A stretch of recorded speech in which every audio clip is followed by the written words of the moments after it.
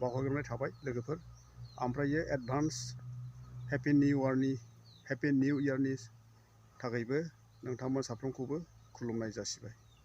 बिदिब्ला दिनैहाय मोनसे आपडेट लाबोनो थाखाय गोसो जादों, नोंथांमोना नायलांदो। बेयो जाहैबाय माने क'क्राझार डिस्ट्रिक्टनि सिङाव थानाय गसाइगाव सान्दासगुरि होननाय जायगानि सासे आइजो न'खर गारनानैहाय गावनि फिसाफोरखौहाय गारनानैहाय थांनाय सासे आइजो, बिथांनि मुङा जाहैबाय पद्मा बसुमतारी, ओमफ्राय फिसायनि मुङा जाहैबाय राजिब बसुमतारी। दायो नैबे पद्मा बसुमतारीया 12 डिसेम्बर खालि बहाबा खारलांदों होननानै दायो माने ससियेल मिडियायावहाय मिथिनाय जादों आरोखि। बिथाङा मानि थाखाय बहा खारलांखो दासिम न'खरनि मानसिफोरा मिथिथ'नाय जायाखै।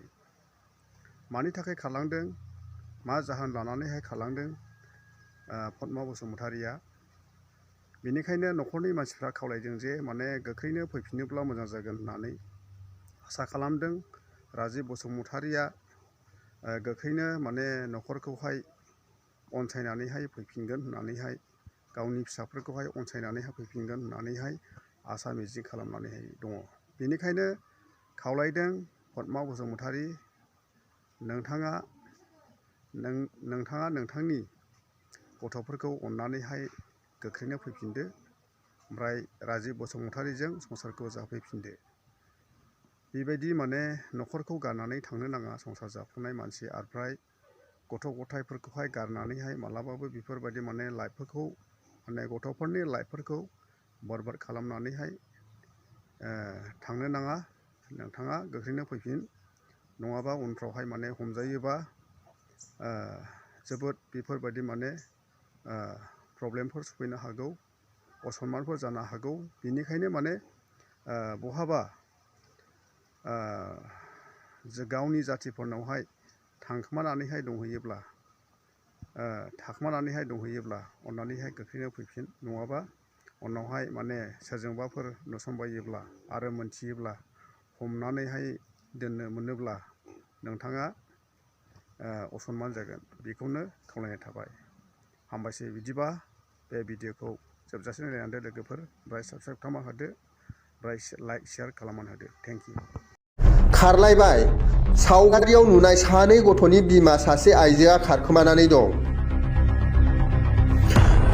थांनाय सोलिफु दाननि 12 अक्ट' मंगलबार खालि पद्मा बसुमतारी 28 बोसोर बैसोनि आइजोआ खारखोमानानै दं।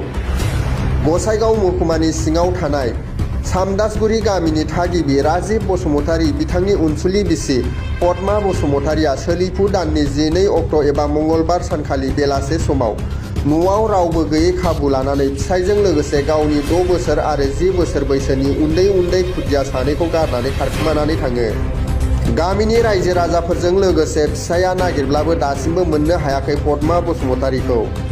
बेनिखायनो फिसायजों लोगोसे गामिनि गामि गोरा बिथांमोनहा साफ्रोमबो रायजो राजाफोरखौ बबावबाफोर नुसनबायोब्ला 9395045568 एबा 6900810498 नम्बराव खोन्थाहरनो थाखाय खावलायहरदों। आंनि मुङा राजिब बसुमतारी, महकुमा गसाइगाव, गामि सामदासगुरि, पस्ट अफिस बालिमारि, थाना साबखाथा। जाथाया मा जामारदों? जाथायाथ' दाखालि थांनाय मंगलबार 12 थारिख खालि आंनि हिन्जावा न'निफ्राय खारखोमालांदों। मा जानो थाखाय खारखोमालांदों? आंथ' जेबो मिथिया, आं दस्रानाव खामलासो मावहैदोंमोन। बे खारखोमालांनाय समाव न'आव रावबो गैयामोन नामा? गैयामोन, गथ'फ्राबो स्कुलावमोन। फिसाला गेदेरखौ खिनो होननानै थगायनानै थांदों जाहैदों। दा फिसाला उन्दैयाथ' स्कुलाव थांनाया माबा 3था बाजियाव सफैयो नालाय, गारिजों हरफायो। दा बेखौ बे उन्दैखौ नुलाङाखै आरो बियो। आं बेखौ न'आव फैफिनजानो लुबैयो। गथ'फ्रा बिमा नागिरोना मोनाबा, आरो दिनै सासे दा लोमजानानै दं। दा ओंखायनो जेरावखि थाया मानो थाब फैफिनजानो लुबैयो आं आंनि हिन्जावखौ।